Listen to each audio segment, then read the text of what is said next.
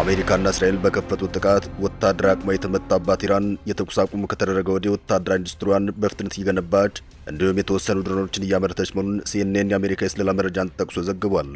ይህ ዘገባ ከወጣ በኋላ ደግሞ አሜሪካ ዳግም ኢራን ለመምታት እንዳሰበች የተገለጸ ይገኛል። አሜሪካ ጥቃቱን ለማድረስ ያሰበችው በዚህ ሳምንት ነበር። ሆኖም ግን የአረብ ሀገራት የአረፋ በዓል ምክንያት በማድረግ እንዲራዘም ጠይቀዋል ነው የተባለው። ፕሬዚዳንት ትራምፕ በዚህ ሳምንት በኢራን ላይ ሊሰነዝሩ ታስበውት የነበረውን ወታደራዊ ጥቃት ያረዘሙት በባህረ ሰላጤው ሀገራት አጋሮቻቸውና የገዛ ባለስልጣኖቻቸው በሐጅ ስነ ስርዓቱ ወቅት ጦርነቱ እንዳይቀሰቀስ ካስጠነቀቋቸው በኋላ መሆኑን ሚድል ኢስት አይ ዘግቧል። የዜና ምንጩ ሁለት የባህረ ሰላጤው ባለስልጣናትን ዋቢ አድርጎ እንደዘገበው ጥቃት መፈጸሙ ሐጃጅን መውጫ ሰጥቶ የሚያስቀር በመሆኑ በቀጠናው ከፍተኛ ቀውስ ሊፈጠር ይችላል ሲሉ ነግረዋቸዋል። ጥቃቱ በዚህ መንፈሳዊ ክንውን ወቅት መፈጠሩም የዋሽንግተንን ስም በሙስሊሙ ዓለም ዘንድ የሚያጎድፍ ነው ማለታቸው በዘገባው ተጠቅሷል። በትራምፕ አስተዳደር ውስጥ እየተካሄዱ የሚገኙ ውይይቶችን የሚያውቁ አንድ ከፍተኛ ባለስልጣን ይህን አረጋግጠዋል። አሜሪካ ቀደም ሲል በተከበረው የረመዳን ወር በኢራን ላይ ጥቃት መክፈቷ ያስታወሰው ዘገባው አሁን ግን በሐጅ ወቅት ጥቃት መሰንዘሯ በሚሊዮን የሚቆጠሩ ሁጃጅ በምታስተናግደው ሳውዲ አረቢያ ላይ እጅግ ከፍተኛ የሎጂስቲክ ቀውስ የሚያስከትል መሆኑን አትቷል።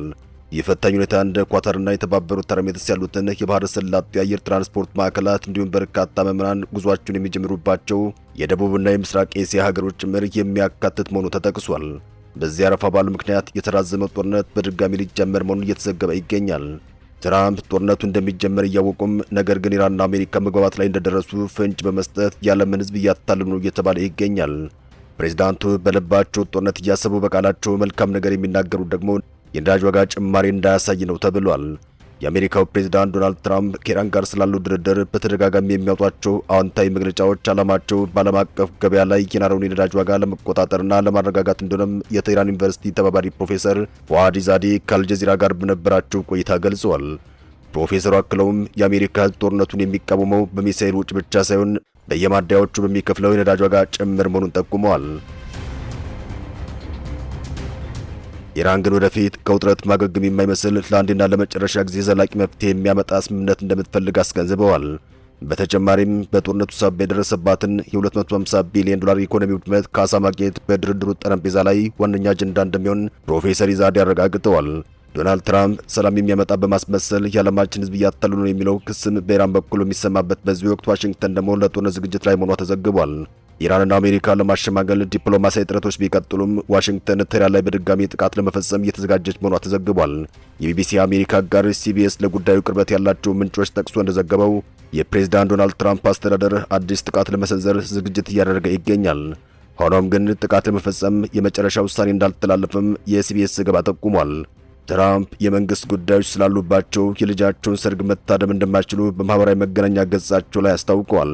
የዛሬውን ዕለት ኒው ጀርሲ በሚገኘው ቅንጡ መኖሪያ ቤታቸው እንደሚያሳልፉ ቢጠበቅም ወደ ዋይት ሃውስ ማቅናታቸው ተገልጿል። የአሜሪካ የመከላከያና የደህንነት አመራሮችም እረፍት ለመውጣት ይዘውት የነበረውን እቅድ እንደሰረዙ የተለያዩ ምንጮች ጠቁመዋል። ይህም ኢራን ላይ በድጋሚ ጥቃት ለመክፈት በሚደረገው ዝግጅት ምክንያት እንደሆነ ተመላክቷል። የአሜሪካ ሰራዊትና የደህንነት ባለስልጣናትም በተጠባባቂ ላይ በነበሩ ወታደሮች ዝርዝር ላይ ለውጥ ማድረጋቸውን ምንጮች ጠቁመዋል። የተለያዩ የመካከለኛው ምስራቅ ወታደራዊ ሰፈሮች የሚገኙ የአሜሪካ ወታደሮች ኢራን በምትወስደው የመልሶ ማጥቃት እርምጃ ኢላማ እንዳይኑ ከካምፖቹ እንዲወጡ እንደሚደረግ ተገልጿል። ኢራን ደግሞ ወታደራዊ ዝግጅቷን እያጧጧፈችው እንደሆነም ሲኤንኤን ዘግቧል።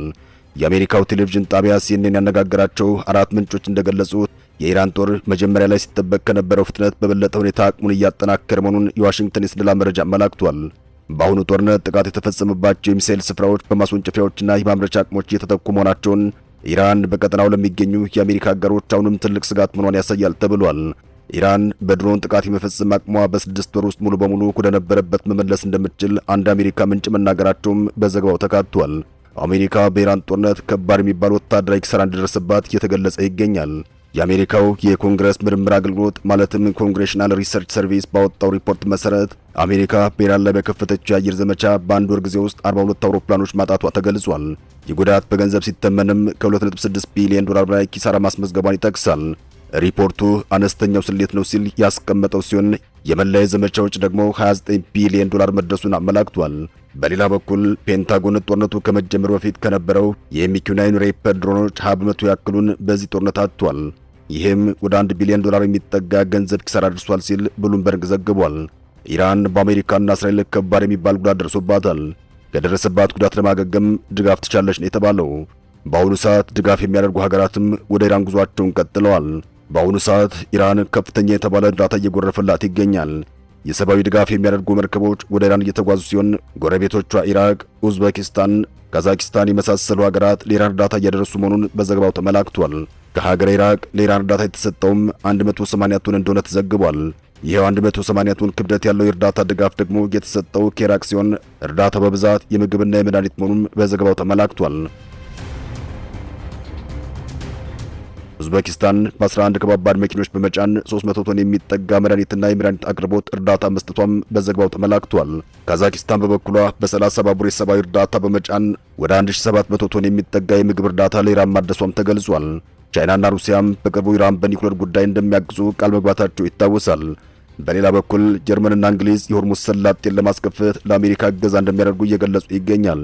ፈረንሳይ በበኩሏ ጭራሽ አላግዝም ስትል ተደምጣለች።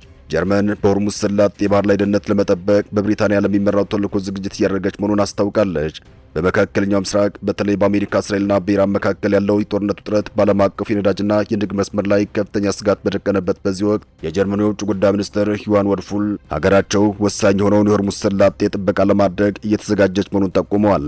ጀርመን የምትሳተፍበት ይህ ፓትሮልና የጥበቃ ተልዕኮ በዩናይትድ ኪንግደም ማለትም ብሪታንያ የሚመራ መሆኑን ሚኒስትሩ አረጋግጠዋል። ይህ በሆርሙዝ ሰላጤ የሚደረገው ወታደራዊ እንቅስቃሴም የሰሜን አትላንቲክ የጦር ቃል ኪዳን ድርጅት ኔቶ ኦፕሬሽን ተደርጎ ሊወሰድ አይገባም፣ ይልቁንም በተመረጡ የአውሮፓ ሀገሮች መካከል የሚደረግ የጋራ ጥምረት ነው ብለዋል። የሆርሙዝ ሰላጤ በዓለም ላይ ከሚንቀሳቀሰው የነዳጅ ማጓጓዣ መርከቦች መካከል ሲሶ የሚጠጋው የሚያልፍበት በመሆኑ ለዓለም አቀፉ ኢኮኖሚም ሆነ ለኤነርጂ አቅርቦት እጅግ ወሳኝ የደህንነት ቀጠና እንደሆነ ይነገራል። የጀርመን ውሳኔ አገሪቱ ከአውሮፓ አጋሮቿ ጋር በመሆን የዓለም አቀፍ የንግድ መስመሮች ደህንነት ለመጠበቅ ያላትን ቁርጠኝነት የሚያሳይ እንደሆነም ተመላክቷል። ኦፕሬሽኑ የኔቶ ተልዕኮ አይደለም ተብሎ መገለጹም ቀውስ ወደ ሰፊ ዓለም አቀፍ ወታደራዊ ግጭት እንዳያመራና ከኢራን ጋር ያለውን ውጥረት የበለጠ እንዳያባብሰው ለማድረግ ታስቦ የተወሰደ ዲፕሎማሲያዊ ጥንቃቄ ሊሆን እንደሚችል ተንታኞች ይገልጻሉ። ጀርመን ወደ ቀጠና የምትልካቸው የጦር መሳሪያ መርከቦች ብዛትና የተልዕኮ አይነት ዝርዝር መረጃዎች በቀጣይ ቀናት ይፋ ይሆናሉ ተብሎ ይጠበቃል። ፓኪስታን ደግሞ ጦርነቱን ለማስቀረት ወደ ኢራን አምርታለች ነው የተባለው። የፓኪስታን የጦር ኃይሎች ጠቅላይ አዛዥ ፊልድ ማርሻል አሲም ሙኒር በእስራኤል በአሜሪካና በኢራን መካከል እየተካሄደ ያለውን ጦርነት ለማስቆም የተጀመረው አዲስ ድርድር ጥረት አካል ሆነው ይፋዊ ጉብኝት ለማድረግም አርብ ወደ ኢራን ማምራታቸውም የኢራን መንግስት መገናኛ ብዙሃን ዘግበዋል። ከኢራን ውጭ ጉዳይ ሚኒስትር እንዲሁም ከኢራን አፈ ጉባኤ ጋርም ምክክር እንደሚያደርጉ አልጀዚራ ዘግቧል። የኢራን ብሔራዊ ዜና ወኪል ኢርና እንደዘገበው ከሆነ ፊልድ ማርሻል ሙኒር በቴህራን ዓለም አቀፍ አውሮፕላን ማረፊያ ሲደርሱ የኢራን የሀገር ውስጥ ጉዳይ ሚኒስትር እስካንደር ሞሞኒ ብሎም የፓኪስታን የሀገር ውስጥ ጉዳይ ሚኒስትር ሞህሲን ናቅቪ በተገኙበት አቀባበል ተደርጎላቸዋል። የጉብኝት ጦርነቱ በየካቲት ወር ከተቀሰቀሰ ወዲህ ወደ ቴህራን ያደረጉት ሁለተኛው ጉዞ ሲሆን ይህም የቀጠናውን ውጥረት ለማርገብ ፓኪስታን እያደረገች ያለውን ዲፕሎማሲያዊ ሚና እያደገ መምጣቱን የሚያሳይ ነው ተብሏል። ኢስላማባድ በቅርቡ በሚያዝያ 8 በተፋላሚ ወገኖች መካከል ጊዜ የተኩስ አቁም ስምምነት ላይ እንዲደረስ ያገዘች መሆኗ ይታወቃል። በመቀጠልም በሚያዝያ 11 እና 12 በከፍተኛ አሜሪካና ኢራን ባለስልጣናት መካከል ያልተለመደ ከፍተኛ ደረጃ ውይይት ታስተናግዳለች። ይህ ውይይት ሁለቱ ወገኖች እንደ አውሮፓውያን አቆጣጠር ከ1979 በኋላ በግልጽ ካደረጓቸው ውይይቶች መካከል እጅግ ከፍተኛው እንደሆነም ተገልጿል። የፈረንሳዩ የዜና ወኪል የሆነው ኤኤፍፒ ስማቸው እንዳይጠቀስ የፈለጉ የፓኪስታን ባለስልጣናትን ዋቢ በማድረግ እንደዘገበውም የኢራኑ ይፋዊ ጉብኝት በዋናነት በኢራንና በአሜሪካ መካከል በሚደረጉ ድርድር በቀጠናዊ ሰላምና መረጋጋት እንዲሁም በቴህራን ላይ እየበረታ በመጣው ዓለም አቀፍ ጫና ዙሪያ ባሉ ሰፊ የጸጥታ ስጋቶች ላይ ያተኩራል ነው የተባለው። የዲፕሎማሲ እጥረት የተጀመረው የአውሮፓ ህብረት ኢራን በስትራቴጂካዊ የሆርሙዝ ሰላጤ ላይ ሰንዝረዋለች ከተባለው የእገታ ስጋት ጋር ተያይዞ ማዕቀብ ሊጥል እየተዘጋጀ ባለበትና የአሜሪካው የውጭ ጉዳይ ሚኒስትር ማርክ ሩቢዮም በድርድሩ ላይ አነስተኛ መሻሻል መታየቱን በገለጹበት ወቅት ነው። ሰላም ለመላው ዓለም ይሁን። አበቃን። ሰናይ ጊዜን ተመኘን።